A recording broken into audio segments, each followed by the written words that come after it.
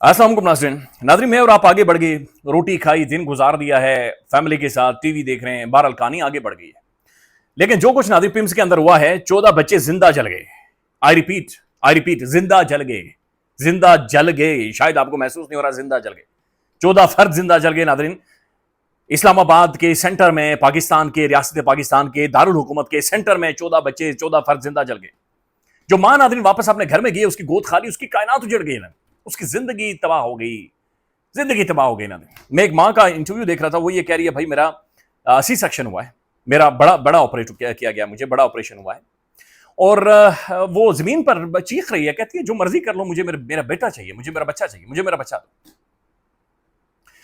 नाज़रीन, मैं सारा दिन, मुझे ये टाइम लगा ये सोचने में कि ये जो पाकिस्तान की नाज़रीन अशरफिया है, जितनों को मैं जानता हूं, ये जितनों को आप जानते हैं, बहुत सारों को ज़ाहिर हम जानते हैं नाज़रीन, ये उन हालात से क्यों नहीं गुजरते जो हमारे लिए रोज का मामूल है। यानी हम लोग नाज़रीन जैसे मरते हैं, अशरफिया क्यों नहीं मरती नाज़रीन?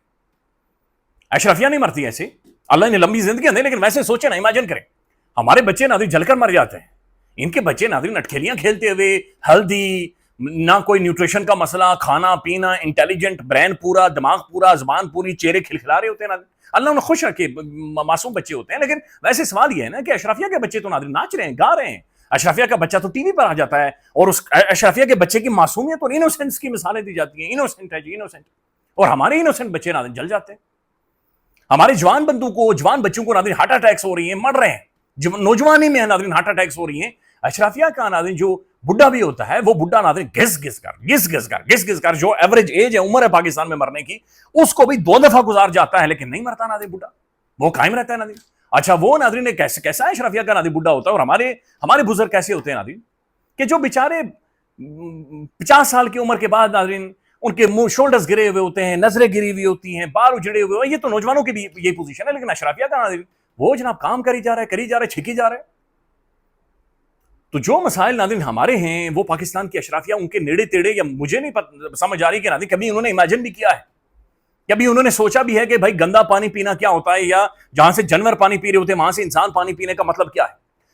कभी आपने नाज़रीन सुना है कि किसी भी अशरफिया का नाज़रीन बच्चा इस तरीके से जल कर मरा हो, किसी अस्पताल, सरकारी अस्पताल या प्राइवेट अस्पताल, कहीं पर भी नाज़रीन, किसी भी अशरफिया का, किसी भी ब्यूरोक्रेट का, किसी भी बड़े पॉलिटिशियन का, किसी भी बहुत बड़े साफी का, किसी का बच्चा ना, अल्लाह उन्हें, मैं ये नहीं कह रहा कि ऐसा उनके साथ हो, लेकिन वैसे सिर्फ इमेजिन करें, हमने कभी नहीं सुना ना, हमने कभी नहीं सुना। बल्कि मैं तो नाज़रीन बेशुमार ऐसी अशरफिया के लोगों को जानता हूं कि यकीन माने कि उम्र के, यानी जिस एज में जाकर नाज़रीन हम 2 दफा मर जाते हैं, शायद मेरे ख्याल में नाज़रीन, वो उस उम्र में नाज़रीन वो वॉक कर रहे थे, let's have a walk, guy walk करते हैं वो, हमारा पता ही नहीं चलता भाई।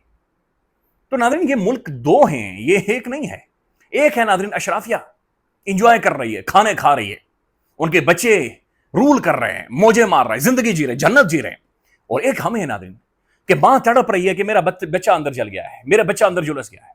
एक हम है नाज़रीन अफसोस कर रहे हैं कि भाई हमारी तो खैर नौकरी नहीं है, काम काज नहीं है। यानी अंदाजा लगाए ना, पाकिस्तान के अंदर जो एवरेज नौकरी करने वाला बंदा है, उसे हर वक्त ये धड़का लगा रहता है कि भाई मेरी नौकरी चली जाएगी, टीसी कर रहा होता है लोगों की। अशरफिया के लिए मसला नहीं है, एक नौकरी गई, दूसरी गई, तीसरी गई, चौथी। तो नाज़रीन, ये सवाल ज़ाहिर मेरे ज़हन में घूम रहा है कि भाई ये कैसे चलेगा और ये कैसे चल रहा है। मोहसिन नकवी ने ये कहा कि सिस्टम खत्म हो गया, सिस्टम कोलैप्स कर गया है। सिस्टम नाज़रीन सिर्फ कोलैप्स नहीं किया, बल्कि सिस्टम नाज़रीन एक नया रूप धार चुका है। और वो जो नया रूप है नाज़रीन, वो एक डायन का रूप है, और वो निगल रहा है, वो लिटरली खा रहा है, वो मार रहा है। डर लग रहा है नाज़रीन, इस मुल्क में डर, इस मुल्क में खौफ है, और हम सब लोग नाज़रीन डरे हुए हैं, खौफ में। आप आज की गुफ्तगू सिर्फ सुने, सारे वाक़े को छोड़ दें, मुस्तफ़ा कमाल की जाकर नाज़रीन सिर्फ गुफ्तगू सुने आप, या मुस्तफ़ा कमाल क्या है। अच्छा, मुझे ये महसूस हो रहा है नाज़रीन कि पिम्स अस्पताल के बाद जो पाकिस्तान की अशरफिया गई थी ना, ये अपने एस्थेटिक बेहतर करने के लिए, एस्थेटिकली बेहतर होकर गई थी नाज़रीन। इन्होंने अपने एस्थेटिक मेंटेन रखने थे, टाई कोट सोटेड बोटेड, ये ऐसे करके मैं खड़ा हूंगा, मैंने ऐसे करके परेशान दिखना है, मैं चश्मा इधर से सर पर रखूंगा, मैं ऐसे सैड दिखूंगा, मैं ऐसे आंसू, लिटरली ये कर रहे थे नाज़रीन। मैंने खुद इन्हें देखा है, जैसे बॉलीवुड में कोई अदाकार मर जाता है ना नाज़रीन, बाकी आते हैं अदाकारी करने के लिए, ओए होए, कोई जल्दी में भाग रहा है, कोई आ रहा है, कोई जा रहा है, वो अदाकारी कर रहे होते हैं। सेम नाज़रीन, मुझे लगा कि पाकिस्तान की जो अशरफिया है नाज़रीन, ये अपनी अदाकारी में मसरूफ है। ये एक और अनदर डे है उनके लिए कि जनाब आकर, oh my God what a tragedy जी, ये क्या हो गया। होना क्या चाहिए था, होना यह चाहिए था नाज़रीन, अगर ये वाकईतन फंक्शनिंग स्टेट होती तो डंडा दे देती, पूरा डंडा दे देती इस वक्त। بھائی ایسی کی تیسی تباہی پھیر دیتے ہیں پیمز اسپتال کی انتظامیہ ناظرین. ابھی تک یہ بے شرم لوگ ابھی تک اپنی پوزیشنز کے اوپر بیٹھے ہوتے ہیں.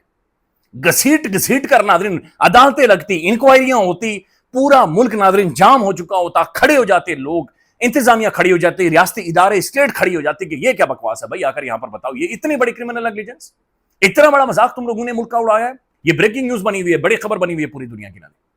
اس کے بعد ناظرین یہ وزیر شیر یہ مینٹین رہتے, یہ موجود رہتے. مصطفیٰ کمال ناظرین پریس کانفرنس کر رہا ہے تو نعرے کیا لگ رہے ہیں, ناجائز حکومت, ناجائز حکومت, ناجائز حکومت.